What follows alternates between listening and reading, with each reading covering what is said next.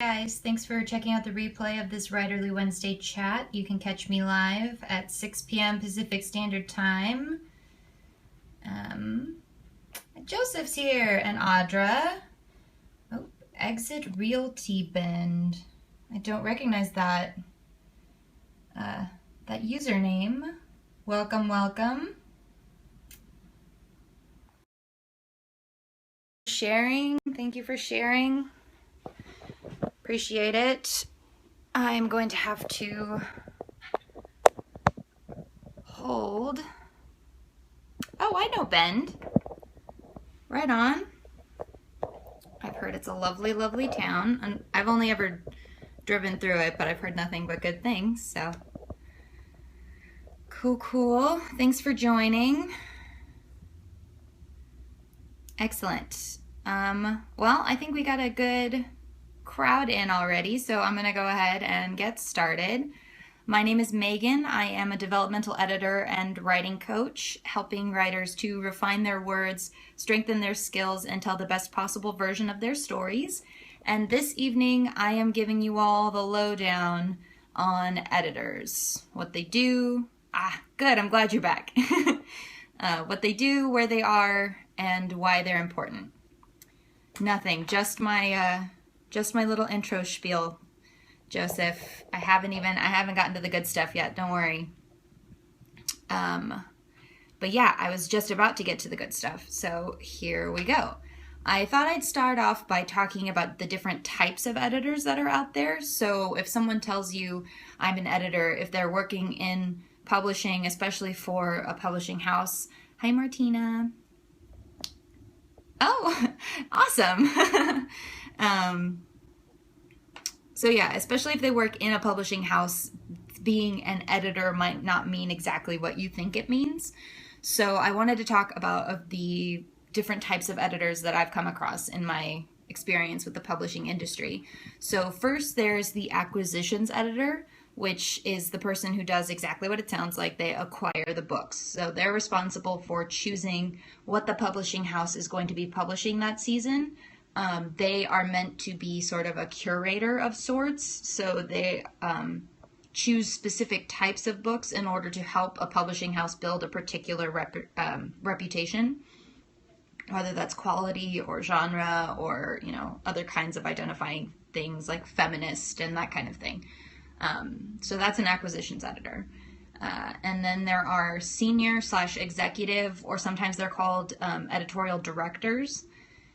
They are the ones who, or sometimes managing editors, they're the ones in the publishing houses who shepherd the books through the publishing process. So they do some actual editing of a manuscript, but for the most part, they are project managers. And then we get to the people who actually work within a manuscript itself. So like most people whose job title includes the word editor will do some editing of your book, but primarily the people whose job is to almost exclusively edit your book are these people. So we have developmental editors, which is what I specialize in, and that is the big picture editing, so plot, characters, themes, the 10,000 foot view of your book, if you will. It's also called structural or substantive editing. So sometimes developmental editors will make suggestions to move certain chapters or certain sections. Maybe some scenes might be more effective in other places. They'll make suggestions about adding or deleting certain maybe scenes that help to develop characters and such. So developmental or structural/substantive editing. That's what they do. Then you have your line editors who work with word choice and sentence structure. And I do a little bit of line editing while I do my developmental editing, just because while I'm already in there thinking critically about the thing, I might as well. Then line editors are not to be confused with copy editors. So line editors think of like word choice and the sentence flow and that kind of thing. Hey, Allie's here. Hi, Allie. But the copy editors are concerned with the nitty gritty and the nasty. So they're looking at grammar. Hi. They're looking at grammar, spelling, usage, and mechanics, and punctuation, and that kind of thing. So they are cleaning up your manuscript. They are sort of the editorial janitor, if you will. And then the proofreader is your last line of defense before publication. So you only want to send your book to a proofreader if it has been edited a couple different times by a couple different people, at least seen by a copy editor, and then also has been designed. So it has all the design elements that need to go into it, and is laid out the way it's going to look when it is in either physical book or ebook form. That's when you send it to a proofreader, because their job is to catch any leftover typos or typos introduced by the design process, and then also to oh goodness, my brain just completely stopped. Check for consistency. That's the word I was looking for. Consistency of the design elements. So if each chapter head is supposed to have a little image next to it, they are the ones who are going to go through and make sure that each chapter head has a little image next to it. I'm catching the replay. Thanks for help. Cool. Yeah, no problem. Excellent. So those are the types of editors that exist generally in the publishing world. So then once you know that there are different types of editors and approximately what they do, how do you go about figuring out what type of editing you should even be looking for? So I have a few questions to sort of walk you through that process and help you figure that out. The first thing you want to ask yourself is this project finished? Have you written a full first draft of it or not? If it's still in progress, or if you've finished a first draft but you feel like the story or characters could be stronger, then you're going to want to look for a developmental editor. You could send it to a copy editor, but I would not recommend that, because the second question is, are you going to be doing any amount of rewriting in the near future? And if the answer to that question is yes, then anything that is copy edited is going to need to be copy edited again, because you are going to make new mistakes when you introduce new writing. So copy editing before all the rewriting is finished is pretty much moot. It's kind of pointless. So if it's finished, but you think you're going to need some advice or feedback on story, characters, plot, etc., send it to a developmental editor. If you are done doing rewrites and you feel good about the structure and the content, then you are probably ready to go see a copy editor. And then if it has seen a developmental editor and or a copy editor, then, and it has also been to a designer, then you're ready for a proofreader. Because that means all the edits are done, the manuscript is fully designed as it will appear in print or digital form, and everything is ready to just get one last fresh set of eyes on it to make sure that all the embarrassing stuff has been caught. So yeah, that's a real quick rundown of what you should consider if you're trying to decide what type of editor you should be looking for. And then where? I promised I'd tell you guys a little bit about where are some good places to start looking for some editors. So first of all, hi, I'm an editor. So you found me. That's cool. So you got one. But you're going to want to find more than one, I'm sure, because you want to shop around and make sure that you're finding the best fit. So aside from me, you can look where the writers are. I am in a few different writing groups, and I know a few other editors who are also in some writing groups. Most editors are also doing some of their own writing, so we like to hang out with other writers. And also we like to make ourselves useful. So critique groups are one of my favorite places to practice my editing art, if you will. So yeah, I get a lot of practice with giving feedback and getting feedback, and then I like to be helping out my fellow writers. So I am willing to bet that if you ask around in any of the writing groups that you're a part of, you are probably going to find a few different editors that you can chat up, which is always fun. And then also there are professional associations where you can go, and most of them will have directories that you can look up various editors. You can look them up most of the time by specialty, so the type of editing they do, but also like genre specialty and years of experience. There's all kinds of databases that you can search in various ways. So some of the big professional associations that you can look into are the EFA, the Editorial Freelancers Association, the National Association of Independent Writers and Editors, and the Professional Editors Network. And I will be sending out links to those 3 organizations and their databases to my newsletter. So if you are on that, that will be in the this week's links, last week's links. That's the section.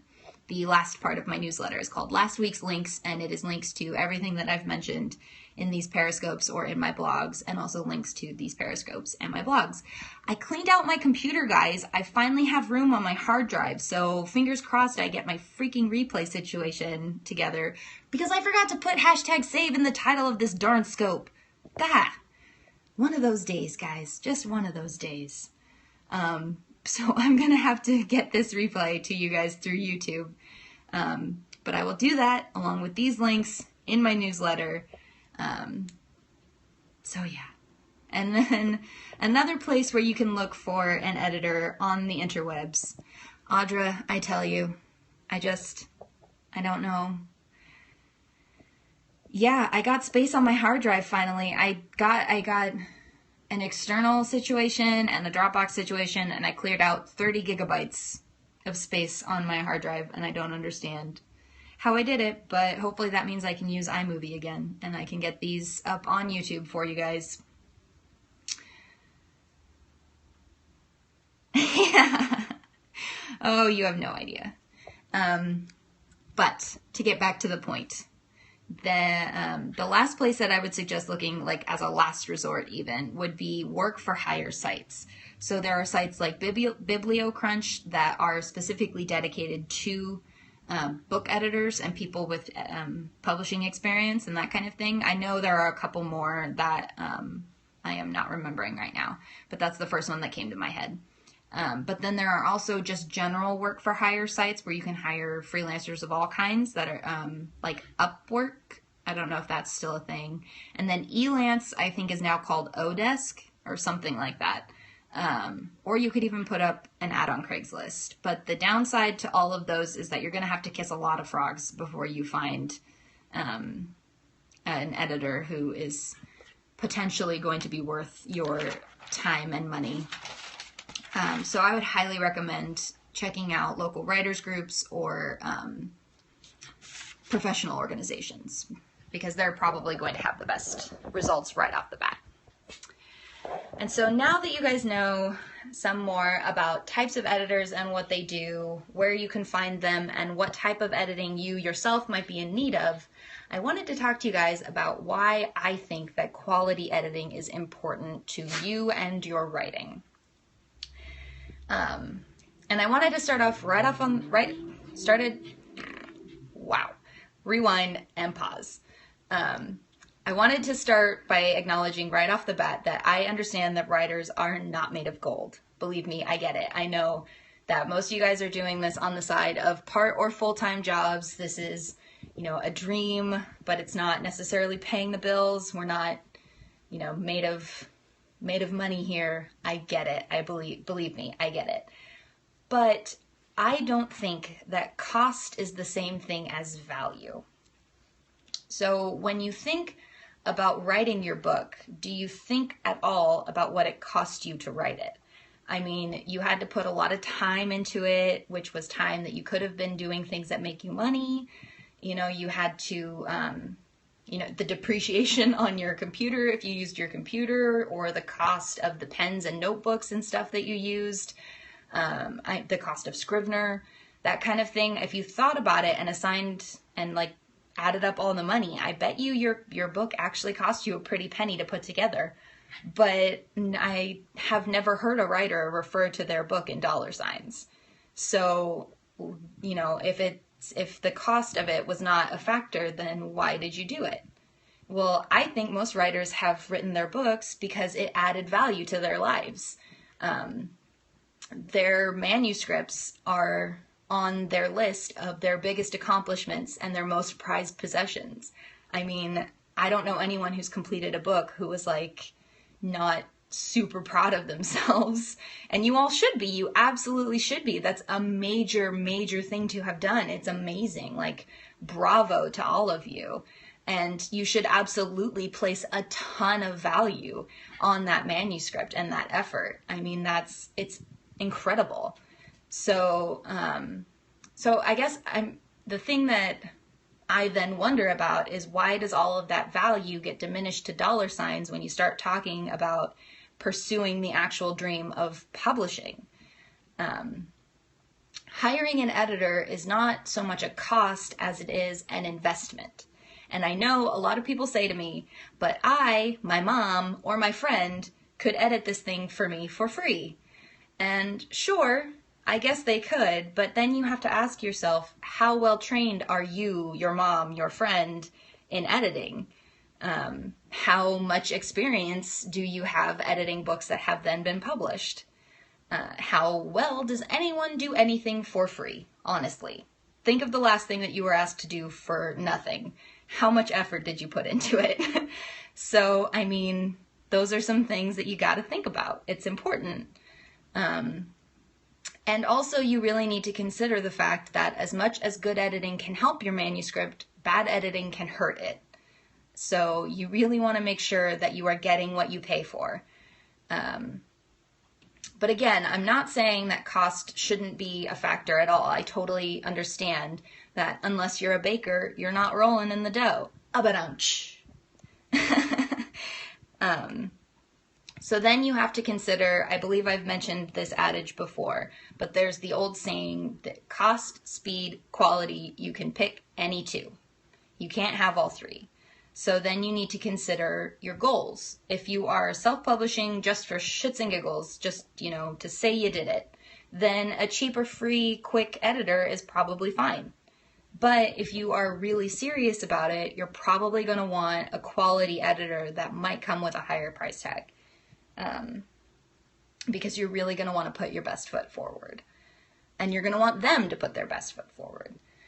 So, yeah, and it's worth saying also that publishing gatekeepers, the acquisition editors that we were just talking about, get hundreds, if not thousands of manuscripts, like daily. So they are looking for any reason to stop considering a manuscript. If they get something with a weak plot or weak characters, they're probably going to walk away just because they have so many other options. So you really, really want to make sure that you have put your best foot forward. And I truly believe that hiring a quality editor is the best way to just make sure that your book gets the most success as possible. So I am going to step down from my soapbox now, and I told y'all that I have a really exciting announcement. If you're still here, give me some hearts. You guys are quiet tonight. I don't know if I lost you guys. All right, cool. There's still a couple of you here. That's exciting. Okay, so my announcement this evening is that I have put together... Oh, good. I'm glad. Feel free. Yeah, I didn't ask many questions tonight. I feel like usually I ask more questions, but I'm glad that you guys are still here. So I have put together an e-course. It is a free e-course that is going to be hitting your inbox next week, actually, and I'm calling it the DIY Developmental Edit. I'm teaching you guys the basics of what I think about when I am developmental editing a manuscript, and there will be, I think there are 6 daily lessons, and they're going to go out starting Monday the 23rd, and I'm going to do scopes at night in that are talking about what the day's lesson was. So the lesson will go out in the morning, and then I'll do a scope in the evening all about, talking some more about it, answering any questions anybody has. So the link to sign up for that is in the bio. You'll get a welcome email, and then the lessons go live on Monday. In case you're curious, the link itself is bit.ly/1 capital T lowercase et. It's a week long, so there's the welcome email and about 6 lessons, and then I'm doing periscopes for each of the lessons. So it's real quick, but it's going to be available forever. I mean, you can save the emails or you can sign up again whenever you want. I'm sending it out live. I'm doing these lessons live the first week, but it will exist in perpetuity for whoever wants to sign up for that. So yeah, that's my super exciting announcement. I've been working real hard on it for you guys. I hope that it is super useful content, and I can't wait to share it with you. So the link again to sign up is in my bio here on Periscope. I'm also going to be putting links up on Twitter and Instagram. And if you guys wouldn't mind sharing it with any of your friends that you think would be interested, that'd be great. Spread the word far and wide. And yeah, that's it for me this evening. This office of mine is warm. I cannot be up here much longer. So yeah, hit today. Hot today. Yes, it is hot today. I am sweating. It's like 90 degrees in Northern California now. I don't appreciate it. But yeah, so that is all for me. This is my handle around the interwebs. You can find me on Twitter, Facebook, and Periscope. Or no, this is Periscope. I'm in Instagram. And then this is my website and my email if you have any questions, comments, concerns. I am happy to interact with you guys whenever I can. And yeah, DIY Developmental Edit course goes live on Monday. I hope you all will join me. And I hope you guys have a fantastic evening. I'm going to go sit in front of a fan. So, bye.